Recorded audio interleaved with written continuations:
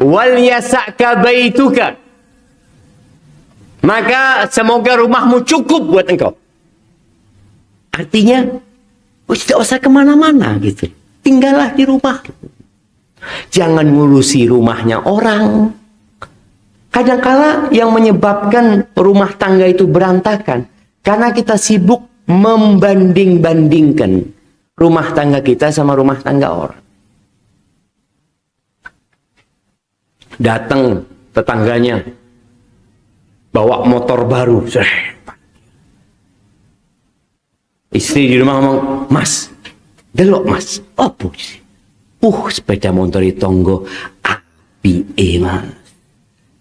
Jadi bojone, iki kayak bayar kontrakan ndak ero ya sepeda motor. Kadang-kadang seperti itu. Sudah cukuplah engkau dengan rumahmu. Dan khususnya buat para wanita. Ya ini cuma subhanallah. Allah Azza wa Jalla mengatakan kepada mereka, waqarna fi buyutikum. Kalian tinggallah di rumah-rumah kalian. Wala tabarrajna tabarrujal jahiliyatil ula. Kalian jangan bersolek seperti orang-orang jahiliyah terdahulu. Yang kalau keluar rumah ya, mereka berusaha untuk menggoda orang-orang yang di luar sana, memamerkan kecantikannya. Enggak. Kalau ingin rumah kita itu indah dan kita betah di rumah, ya kita harus membuat bagaimana rumah kita jadi tempat yang betah buat kita. Kalau istri aja nggak betah, apalagi? Ya apa jemaah? Kalau istri nggak betah di rumah, apalagi suami. Datang bojone, "Mas, aku pengen metu, Mas." Ya Allah, cik tas tuh omah. Iki wis kesel kerja jemaah. Sampai rumah istri enggak, Mas. Enak engkau di luar sana. Ketemu sama sohib-sohib. Aku di rumah. Ketika orang tidak bisa menciptakan suasana yang menyenangkan di rumah, dia akan nggak betah. Oh, boleh jadi masalahnya di suami, Ustaz. Ketika lingkungan itu tidak mendukung, kita yang harus menciptakan lingkungan yang mendukung. Bagaimana orang itu senang di rumahnya? Ini bapak-bapak lebih senang di luar apa di rumah? Oh, saya di luar apa di rumah? Le iso mulai ngenteni turu kabeh, ndak usah. Iya, dia pulang kerja, ketemu sama istrinya macam-macam.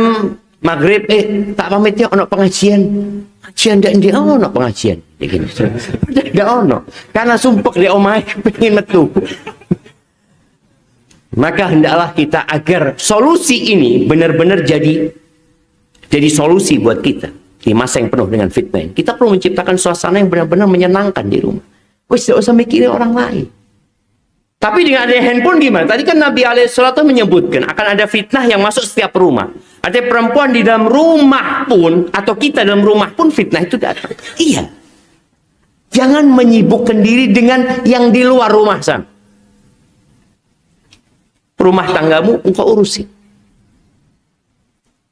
Sekarang ini standar suami soleh itu apa? Mana yang mau jawab? Mana kasih hadiah? Apa standar suami soleh? Nggak tahuan. Saya sudah soleh. Orang ngaku nih soleh. Ada standar. Sebagian orang menjadikan TikTok, Instagram itu sebagai standar. Makanya kalau dia dapat kiriman potongan video, potongan kata-kata, di-share kemana? Ke suaminya. Mas, delok nih Mas. Ada dapat jemaah. Beberapa tulisan mengatakan suami yang soleh itu ya, kalau sampai tempat kerjanya, WA istrinya, ya. Kemudian apa lagi? Waktu makan WA istrinya, pokoknya ini standar TikTok. Betul, sahih. Dulu suami keluar rumah kapan dihubungin sama istrinya? Nggak ada. Kecuali sore pulang. Sampai ada kejadiannya. Suami istri mau cerai. Kayaknya udah cerai. Semoga enggak sih sebenarnya. Itu suaminya capek menghadapi istrinya. Ana di tempat kerja Ustaz, kok nggak WA? Lu aku kerja, ngono lho. Yang di rumah ndak kerja. Nggak kerja yang di rumah. Padahal banyak kerjaan yang bisa dikerjakan. Kadang-kala ada yang mengatakan, cobalah WA. Istrimu itu menunggu jawaban dari WA-mu. Loh iya, kalau kita lagi kosong nggak apa-apa. Iki di dalam pos atasan, WA, ayo mas, kok nggak WA kamu mas? Ana lihat masih online itu. Lo online kerja. Ini kadang-kala yang merusak rumah tangga. Jangan pernah membandingkan, tadi Anda sampaikan. Jangan pernah membandingkan kita sama orang lain. Orang kalau membandingkan itu akan melakukan kezaliman. Umpamanya, suami membandingkan istrinya dengan istri orang lain. Dia akan melihat sisi terjelek di istrinya yang dia bandingkan dengan sisi terburuk di perempuan itu. Sisi terburuk di istrinya dia akan bandingkan dengan sisi terbaik di perempuan itu. Ya tidak imbang lah. Anak kita juga kadang-kadang kita bandingkan dengan anaknya fulan. Kita melihat ada satu hal negatif di anak kita. Dan kita melihat ada satu hal yang paling positif di anaknya fulan. Lalu kita kau lihat nak anaknya fulan itu. Nggak bisa sama. Akan melakukan kezaliman kita. Makanya wal yasa'ka baituka. Wes, sibukkan dirimu dengan rumahmu. Ini rumahmu. Di situ engkau membina, membangun, menumbuhkan cinta dan kasih sayang di tempat itu. Orang lain, urusan orang lain. Jangan sibuk menanyakan tentang orang lain. Suamimu seperti apa? Loh, kepingin deh suamiku. Suamiku seperti apa? Jadi kalau orang seperti itu, jemaah, maka tolong, ya, rumah kita menjadi tempat yang paling indah di muka bumi ini buat kita. Ya tentunya, buat laki-laki ada rumah Allah Azza wa Jalla. Tapi buat perempuan, tempat yang paling indah adalah rumahnya dia. Kemudian solusi yang terakhir, wabki ala khati'atika. Tangisi dosa-dosamu. Subhanallah ya. Disuruh di rumah, suruh nangis. Kita ini banyak dosanya. Setelah sholat aja kita astagfirullah, astagfirullah. Dan Nabi SAW ketika menyampaikan hal ini kepada generasi terbaik umat ini, kepada para sahabat-sahabatnya, apalagi buat kita, sudah tangisi dosa-dosamu, jemaah. Jangan nambah dosa. Cari waktulah di malam hari untuk bermuhasabah. Ketika kita bermuhasabah, di antara yang perlu kita hisab, kita evaluasi itu, engkau lihat nikmat Allah.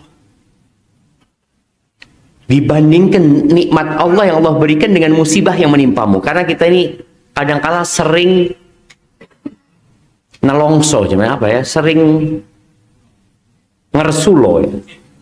Apa ngersulo itu? Ngersulo itu mengeluh, iya, mengeluh, ngersulo. Seakan-akan nikmat yang Allah berikan itu sedikit. Sampai ada cerita seorang perempuan. Dia banyak hafalan Qur'annya. Tapi rumah tangganya kata dia, ya suaminya pernah KDRT sama dia. Adalah keributan di rumah tangga. Akhirnya perempuan ini satu titik, enggaklah aku sudah mau ngelepas jilbabnya. Di titik dia ingin melepas jilbabnya. Ingin meninggalkan ya hal-hal yang diperintah. Paling besar, paling dahsyat, balaknya itu para nabi. Tsummal amsal fal amsal.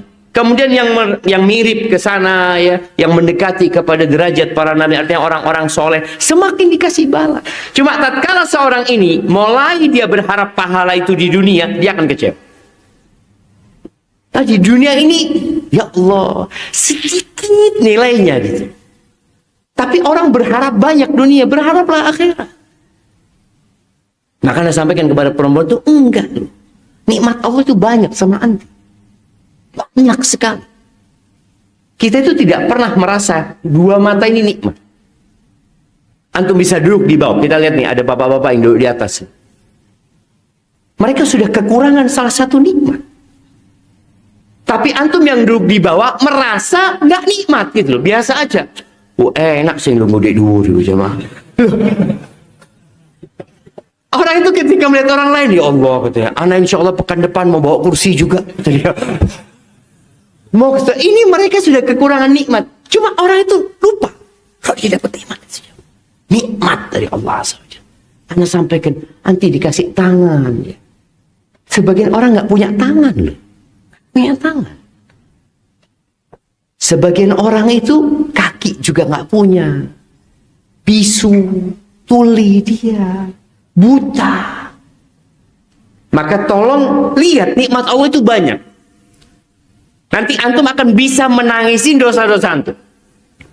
Tapi antum bandingin nikmat yang Allah berikan dengan output yang antum berikan, dengan nikmat yang Allah berikan. Bagaimana dengan sholat kita, ibadah kita, ya. Kemudian ternyata dosa-dosa kita juga banyak. Di situ kita akan, ya Allah, iya ya Allah, aku banyak dosanya. Sebagian orang baru haji sekali, insya Allah, alhamdulillah, anak kalau dicabut nyawanya kayaknya sudah siap. Loh, siap sampai. Oh iya, wis mari haji. Orang yang pulang haji itu seperti bayi yang baru lahir. Wis ono tuh sokus. Ada orang merasa sudah baik. Maka Nabi SAW mengatakan, wabki ala khati'atika, tangisi dosa-dosamu.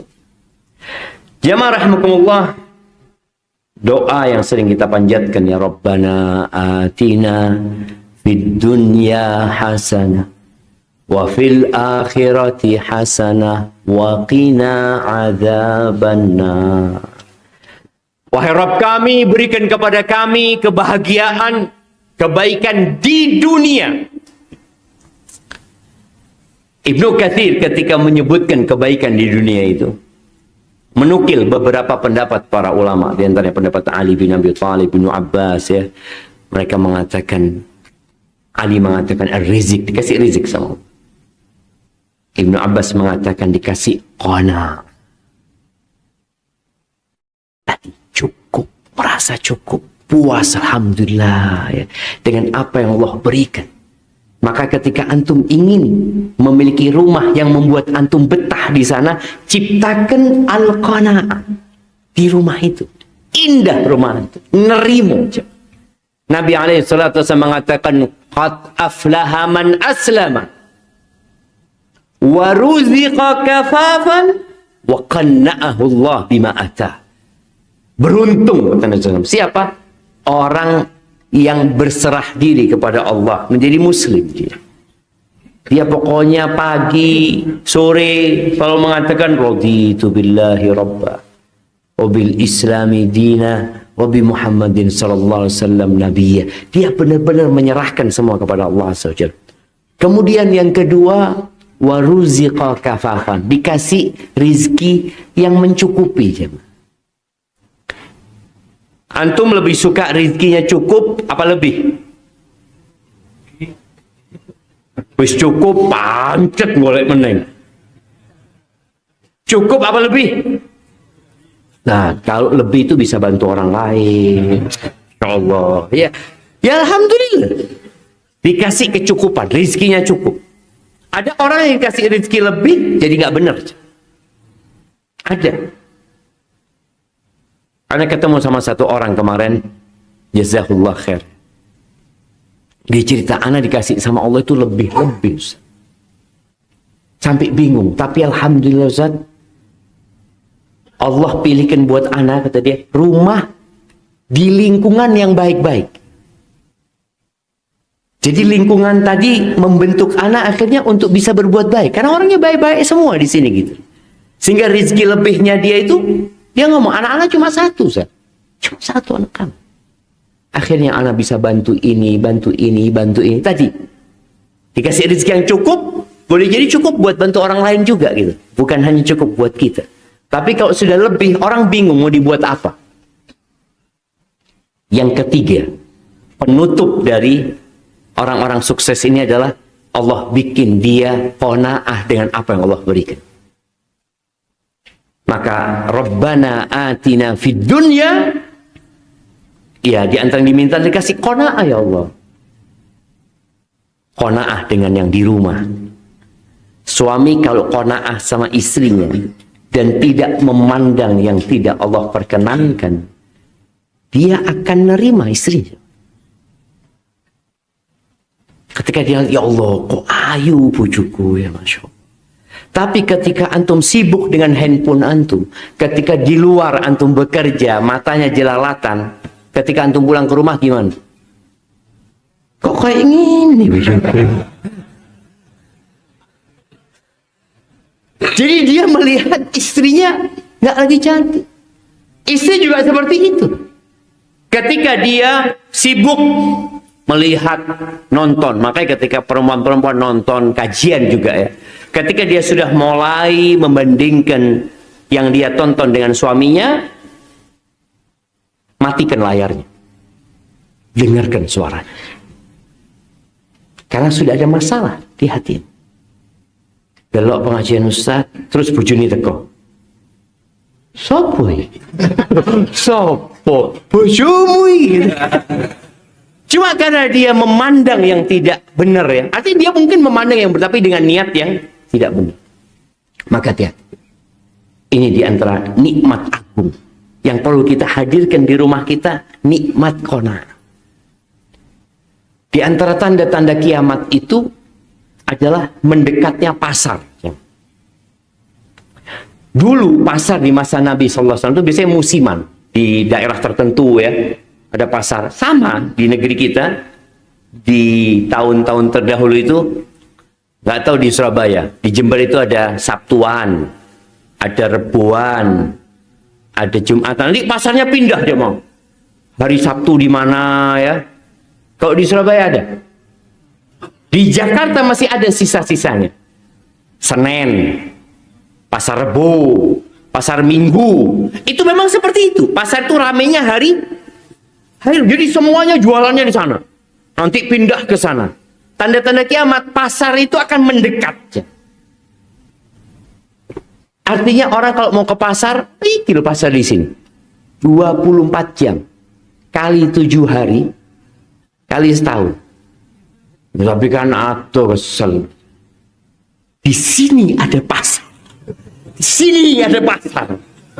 Sampai di masjid pun iktikaf nak pasar. Tempat yang paling dibenci Allah itu apa? Pasar. Di kau nak masjid pasar ini. Enggak Ustaz, Ali cuma lihat-lihat, enggak transaksi. Kan yang nggak boleh transaksi Ustaz. Oh, ini berilmu orang ini. Ketika mau transaksi keluar masjid, bismillah. Wallah jemaah itu fitnah. Kita lihat ya, apalagi muncul handphone terbaru. Itu yang bikin orang nggak qanaah. Ketika matanya tidak ditundukkan, dia lihat, masya Allah, masya Allah, masya Allah. Padahal sampai mati tidak tunggu ya. Cuma ngempet. Jangan. Ada satu kawan di Jakarta, masya Allah ya. Ketika dia hijrah, dia ngomong, Ustaz, anak ini gila sama jam, orang kaya. Jadi tiap hari itu ngelihat jam.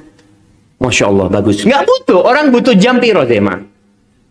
Butuh berapa jam? Enggak loh, Ustaz. Ada jam makan. Jadi jamnya khusus, jam makan, jam istirahat. Cukup 1 jam. Tapi enggak, dia koleksi.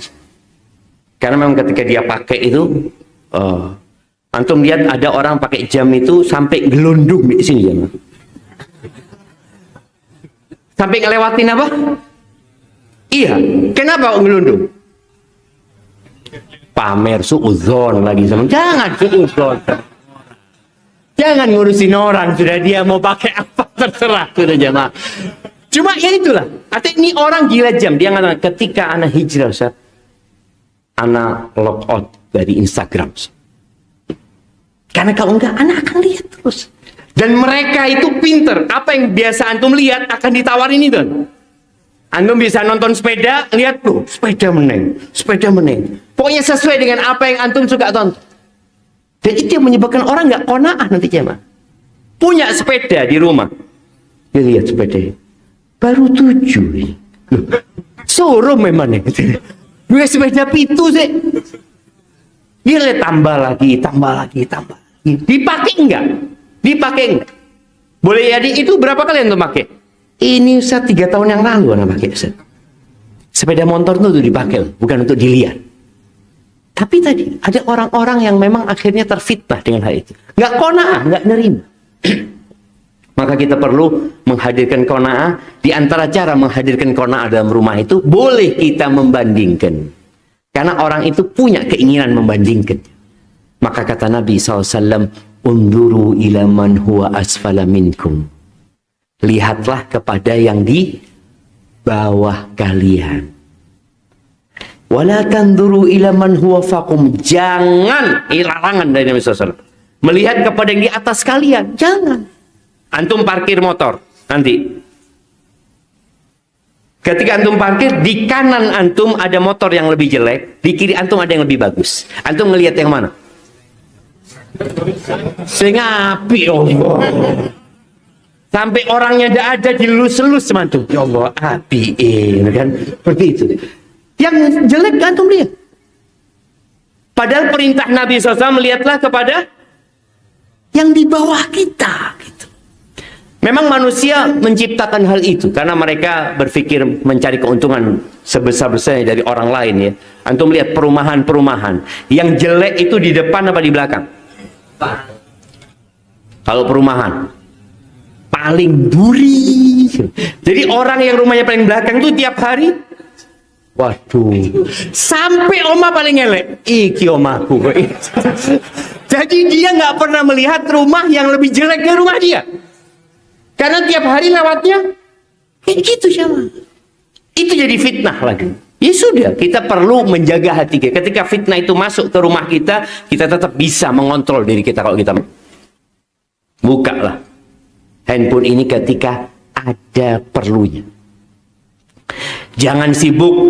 Anda nggak tahu ya, bapak-bapak ini senang ngelihat statusnya orang apa enggak? Hah? Kadang-kala ada bapak-bapak yang suka. Kalau emak-emak, Masya Allah.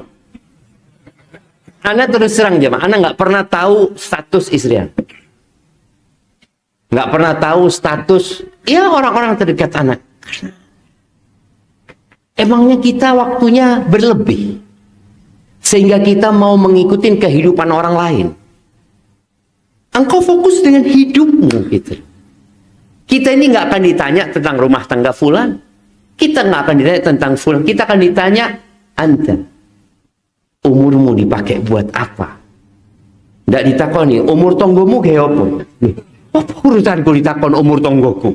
Masa mudamu, bukan masa muda tetanggamu. Rizkimu, dapat dari mana hartamu ya? Dapat dari mana, kemana kau infakkan? Nggak akan ditanya tetanggamu beli ini, punya ini. Nggak akan ditanya. Maka tadi fokus sama diri kita. Oh, kita diperintahkan amar ma'ruf nahi munkar, ya fadhol. Kita melihat kemungkaran tanpa mencari-cari, ingkari kemungkaran tersebut. Tapi nggak boleh kita mencari-cari kesalahan tetangga kita, kesalahan kawan kita. Kemudian yang keempat, kita akan ditanya tentang ilmunya dipakai buat apa. Tidak perlu ngomentarin orang, aduh fulan Ustaz, Masya Allah ilmu nih, cuma ada diamal. Emang kita sudah ngamalkan? Maka ahibatulillah itu hadirkan qanaah di dalam rumah tangga kita. Kemudian yang kedua, dijaga lisannya di dalam rumah. Karena suami kadangkala kalau marah sama istrinya, omongannya nggak enak, anak-anak mendengarkan bapaknya ini jahat sama ibunya. Sehingga anak itu benci sama bapak. Ilo-ilo noto ibu pusat. Ya. Ada sampai seorang anak yang mengatakan, "Ana Ustaz, siap berantem sama bapak ana dan mau bunuh-bunuhan nggak apa-apa." Karena dia tahu ibunya ditolimin sama bapak. Dan lisan itu dapat menembus apa yang tidak ditembus sama pisau. Sakit di hati. Maka tolong bapak-bapak yang pernah ngomong nggak enak sama istri, minta maaf. Jangan sampai istrinya sekarang senyum-senyum melayani, tapi kelak pada hari kiamat nggak tak tuntut kok dia. Ada. Karena memang kita nggak pernah minta maaf sama dia. Kita cuma merasa, udahlah, insya Allah istriku memaafkan. Belum tentu. Boleh jadi ada yang di sini ditunggu matinya sama istrinya. Oh, tidak mati-mati. Karena ketika suami tidak baik, diharapkan kematian. Anak-anak pun kadang mengharapkan, ya insya Allah bapak mati, tidak tambah dosa. Yang seperti itu. Baik, maka tadi ketika Allah menyebutkan penghuni surga itu, la tasma'u fiha laghiyah. Nggak ada omongan-omongan nggak berguna di rumah, itu nggak ada. Nanti di surga nggak ada. Yang ada omongan yang menyenangkan hati. Panggilan kepada istrinya, panggilan kepada anaknya, anak manggil orang tuanya, ya. Ketika mungkin disuguhkan makanan yang ya kurang menyenangkan dalam hati, ya sudah bismillah. Nabi SAW nggak pernah mencela makanan sedikit pun, nggak pernah. Inishtahahu akalahu wa illa taraka. Kalau beliau berhasrat yang memakannya, beliau makan. Kalau enggak, ditinggal sama Nabi SAW. Panganan opo iki? Panganan opo iki? Itu sudah menyakitkan hati, coba. Tapi ketika seorang mengatakan, Masya Allah, jazakallah khair. Cobaan bang. Wena. Cuma aku suara. Itu kan sebagai alasan. Loh, ayolah bang, tak tulang ya. Masya Allah. Itu ulang. Enggak lah. Tapi istri kita akan tahu ketika dia, enggak, aku kenyang. Tapi Masya Allah, enak banget ini ya. Belajar di mana kau bikin ini, kata dia. Sudah, suruh dia cerita cara bikinnya. Atau nggak usah makan. Ini campur ini. Ya Masya Allah, zaklah. Cuma besar, ya bang, nggak boleh sarak bang. Masya Allah. Tapi ketika antum mencela makanan, akan murka sama kita. Jadi ucapkan ucapan yang baik, karena setan selalu berusaha untuk memisahkan dua orang yang saling mencintai. Selalu berusaha. Lewat mana? Lewat kata-kata. Dan buat emak-emak ya, banyak wanita di neraka, salah satunya apa? Karena lisannya. Kemudian karena nggak bersyukur, nggak qanaah sama suaminya, nggak disyukuri suaminya itu. Ibu-ibu ya, suami ibu yang kayak gitu tuh, yang mungkin ibu berharap, ya Allah, lek iso ganti bojo. Itu suami ibu kalau dibuang sama ibu, banyak yang nunggu suami kayak ibu itu. Iya, nggak apa-apa, yang penting duit bojo, masih kok ini. Artinya masih ada yang bisa diharapkan. Kenapa Nabi alaihissalam menyuruh kita melihat kepada kelebihannya, bukan kepada kekurangan? Juga antum, jangan fokus melihat kepada kekurangan suami lu. Semua orang punya kekurangan. Sebagaimana antum nggak mau dilihat kekurangan antum, jangan ngelihat kekurangan, lihat kepada kelebihannya. Insya Allah dengan cara seperti itu, ya suami istri masuk surga bareng, insya Allah. Kemudian yang terakhir, saling mendoakan. Bagaimana kita menghadirkan cinta, kasih sayang di rumah kita, bagaimana kita betah di saat banyaknya fitnah ya, di luar sana. Maka banyak berdoa memohon kepada Allah Azza wa Jalla. Carilah waktu-waktu yang mustajab. Nggak mustajab juga tetap berdoa, karena Allah janji akan mengabulkan doa itu. Aplikasi doa antum download. Ketika antum mau buka WA atau apa, doa dulu. Minta sama Allah. Ketika antum hendak menjalin hubungan dengan manusia, antum jalin hubungan dulu dengan pencipta. Kita perlu punya kebiasaan yang baik, jemaah, dengan handphone kita. Sehingga ketika kan aplikasi doa itu ada ratusan doa yang diajarkan Nabi SAW. Antum baca, umpamanya, Allahumma inni as'alukal huda wa tuqa wal afaf wal ghina. Tapi ingat doa itu kalau bisa ya ada pujian buat Allah ya. Kemudian ada salawat buat Rasul sallallahu alaihi wasallam. Terus silakan untuk berhubungan sama manusia. Kita itu WA kadang-kala sampai 20 menit, 30 menit, telepon sama orang, ngobrol sama orang. Antum pernah gak menikmatin ngobrol sama Allah Azza wa Jalla? Ya Allah, aku punya masalah ini ya Allah, aku punya anakku ini ya Allah. Ngobrol sama Allah Subhanahu wa taala. Perbanyak doa dan doakan pasangan kita, doakan anak-anak kita. Baca Rabbana hab lana min azwajina wa dzurriyyatina qurrata a'yun waj'alna lil muttaqina imama. Ya Allah, karuniai kami dari pasangan-pasangan kami, dari anak-anak keturunan kami qurrata a'yun, yang nyenengno moto aja, nyeneng no hati. Jadi kita pulang lihat anak-anak seneng. Kadang-kala kita pulang ke rumah ngeliat anak-anak lepotan semua gitu ya. Loh, ibu ini main game ibunya. Anak tidak diurusi main game. Yang suka main game tuh bapak-bapak apa ibu-ibu? Ibu-ibu tuh sama anak. Ibu-ibu tuh disalah. No. Tidak kayaknya kalau game itu bapak-bapak. Iya. Ada bapak yang istimewa, Ustaz. Anak punya suami Ustaz, kabel apa?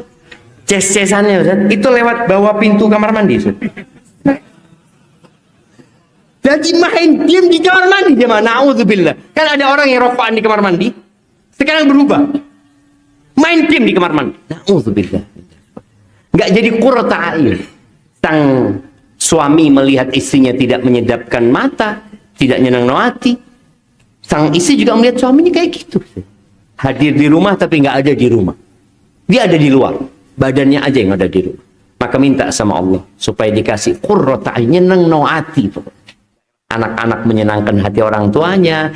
Tapi dengan cara tadi tidak membandingkan. Sekali lagi, sebenarnya Allah sudah menciptakan keluarga kita ini bisa menyenangkan hati. Kalau bicara cantik, cantik itu relatif. Ada yang cantik sekali, ada yang pernah cantik. Kisah biyen ayu bojoku Ustaz, biyen. Ya enggak, karena dia sudah membandingkan sekali. Jadi sudah, semuanya yang dikasihkan kepada kita itu bisa menyenangkan hati kita. Tinggal bagaimana kita mengontrol hati kita, karena dunia ini bukan tempat untuk bersenang-senang, tapi tempat untuk berjuang. Waj'alna lil muttaqina imam. Dan jadikan kami pemimpin orang-orang bertakwa. Bukan orang bertakwa aja, man.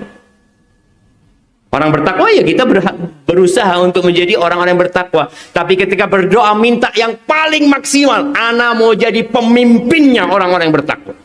Waj'alna lil muttaqina imama.